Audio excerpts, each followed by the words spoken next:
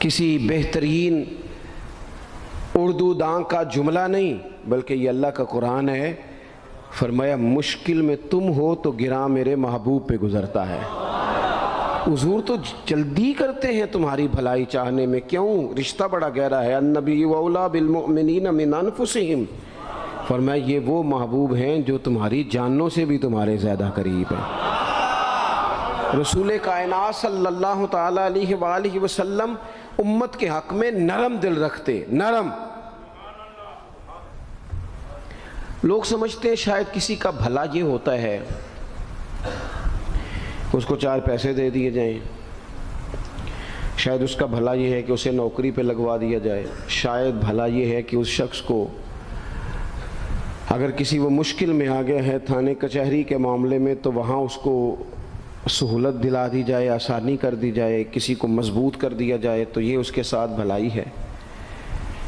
میرے رسول پاک صلی اللہ تعالیٰ علیہ وسلم نے بتایا کہ میں نہ مکارم اخلاق کی تکمیل کے لیے آیا ہوں، میں تمہارا وہ نفع کرنے آیا ہوں کہ تمہارا دل ساری جگہوں سے ہٹا کے رب رسول کی طرف مائل کرنا ہے، تمہاری طبیعتوں کے اندر جو سختی ہے اسے نرمی میں بدلنا ہے، تمہارے مزاجوں کے اندر جو بے لگام خواہشات ہیں انہیں شریعت اسلامیہ کی پابندی کی لگام دینی ہے۔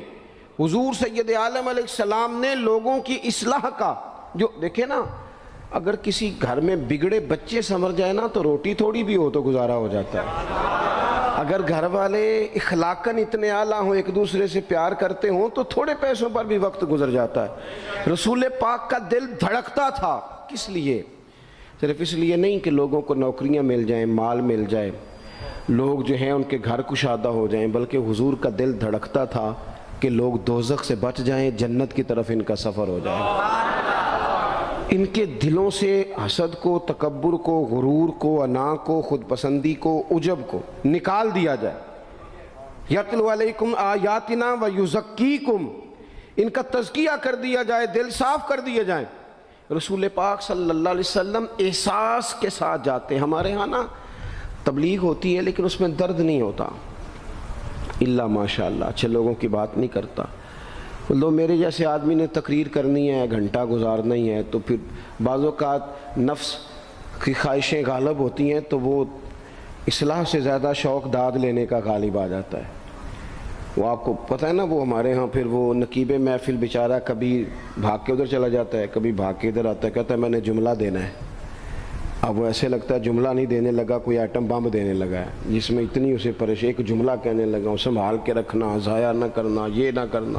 وہ تو جملہ رہنے دے، تو آیت دے ہمیں کوئی قرآن پاک کی، تو ہمیں کوئی حدیث پاک سنا، تو اس حدیثی بات کر، یہ تو مطلب۔ اور پھر وہ داد کا اتنا شوق کہ جب تک سارے ہاتھ نہ کڑھیں، جب تک شمال جنوب والے نہ بول پڑیں تب تک بات نہیں ہوگی۔ یہ کیسی بات ہوئی؟ اصلاح کے اندر تو آپ کا درد آپ کی زبان سے زیادہ اثر رکھتا ہے۔ اقبال کہنے لگے کہ بات جو دل سے نکلتی ہے اثر رکھتی ہے، پر تو نہیں، پر طاقت پرواز مگر رکھتی ہے۔ وہ تو اڑتی ہے، وہ تو اس کی تو پذیرائی ہوتی ہے، اگر بات دل سے نکل رہی ہے تو۔ عزیز بھائی یاد رکھیے گا، حضور سید عالم علیہ السلام درد دل کے ساتھ دعوت دیتے لوگوں۔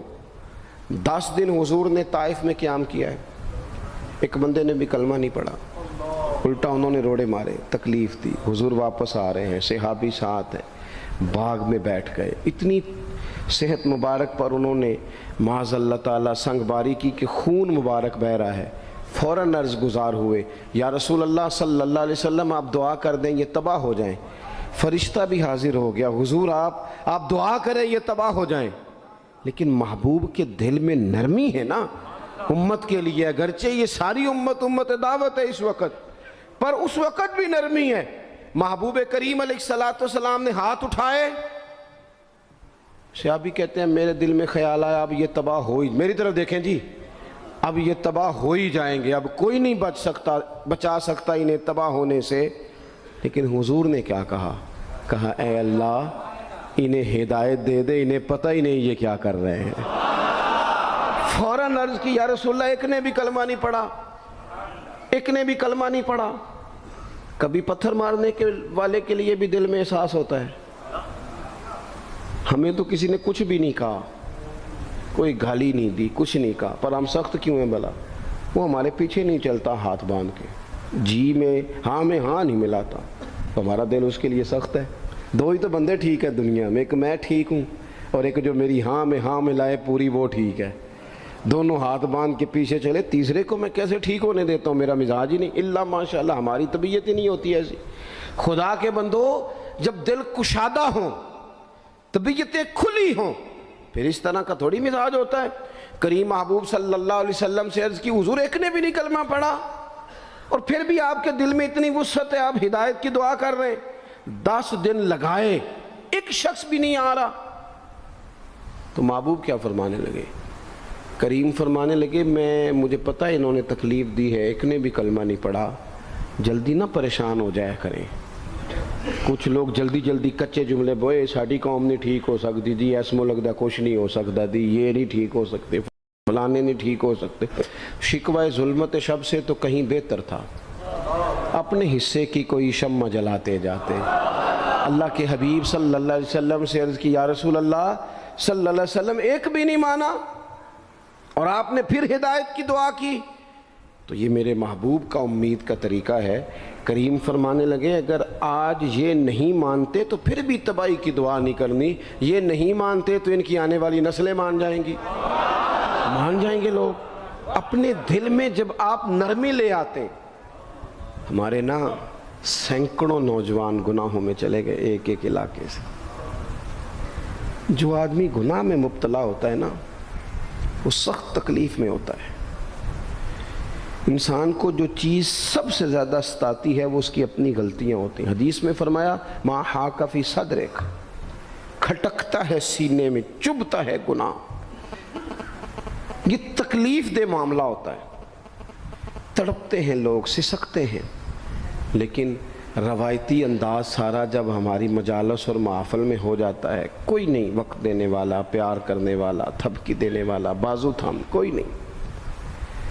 ایک تقریر وہ ہے جو میں آپ سے کرتا ہوں، بس ٹھیک ہے گھنٹہ گزارنا ہے، تو وہ بھی کئی میری طرح کے لوگ ہیں جو جمعرات کو فیصلہ کرتے ہیں سویرے کیا بیان کرنا ہے۔ حالانکہ میری طرح کے جو چھوٹے ہیں وہ ہفتے سے ہی تیاری شروع کر لیتے ہیں تاکہ کچھ غور فکر کر کے قوم کے سامنے رکھا جائے، ضروری۔ اب ایک تقریر میں آپ سے کرتا ہوں، سمجھانے کے لیے عرض کرتا ہوں۔ ایک تقریر ایسی ہے جو خطیب صاحب آپ سے کرتے ہیں، اور خدا نہ خواستہ اللہ تعالیٰ معاف کرے، صرف سمجھانے کے لیے، اگر ان کو پتہ چل جائے کہ ان کا بیٹا کسی غلطی میں مبتلا ہو گیا تو پھر بھی اسی طرح ہی داد و تحسین کے لیے لش پش کر کے تقریر ہوگی؟ نہیں، پھر یہ انداز نہیں ہوتا۔ پھر تو بچہ کو سامنے بٹھا کے باپ اپنی پگڑی اس کے پیروں میں رکھتا ہے، پھر تو ماں دوپٹہ پیروں میں رکھتی ہے، کہتے پتر میری کمائی نہ اجاڑ دینا، اور نہ پتہ چلا تو سگریٹ پینے لگ گیا، خدا خیر کرے، تیری مہربانی۔ سوتا نہیں، اس کا چہرہ پریشان ہے۔ اب بات آئی ہے نا، اب یہ وقت آیا تبلیغ کا، اصلاح کا۔ اسے منت کر کے سمجھایا، اس کو گزارش کی، اس نے کہا ابا جی غلطی ہو گئی تھی، آئندہ نہیں کرتا، پوری اس نے تسلی دی، پھر بھی نہیں سوتا۔ بچہ تو وعدہ کر کے چلا گیا، پھر بھی نہیں سویا، وہ اپنے کمرے میں چلا گیا اور اس نے مصلی بچھا لیا۔ کہا یا اللہ یہ میری عمر کی کمائی ہے، مالک اسے ہدایت دے دے۔ او بھائی جب تو اس انداز میں ملت کے ہر بیٹے کی اصلاح کرنے لگے گا، اور اس سے مراد صرف خطیب واعظ ہی نہیں، حضور نے ہم سب کے ذمہ لگایا تھا، بلغ عنی ولو آیا، ہم سب کی ذمہ داری ہے لوگوں کے لیے، لوگوں کو قائل کریں۔ مجھے بتاؤ اپنی ذات کے حق میں قائل کرنا ہو تو کرتے ہیں کہ نہیں؟ ہوتا ہے نماز کی دعوت ہم کیسے دیتے ہیں؟ ہم کہتے ہیں پڑھ لیے کر نماز، اتنے پیسے کہاں لے کے جائے گا، یہی دعوت ہوتی ہے نا۔ وہ کہتا ہے تو نے اپنی قبر میں جانا اور میں نے، یہ تو ہے ہمارا دین کے حق میں۔ وہ محفل میں آنا اگر ٹائم ملا تو ٹھیک، یہ ہے دین کے حق میں۔ اور جب اپنی باری آئے، کسی سے 50,000 روپے چاہیے تھے، فون کیا اس کو، ملنا تھا، وہ کہتا حکم کریں، کہتے نہیں ٹیلی فون والی بات نہیں، کہتے میں تو 2 بجے ملوں گا، تو 2:30 بجے مل، پر میں مل کے کر دی۔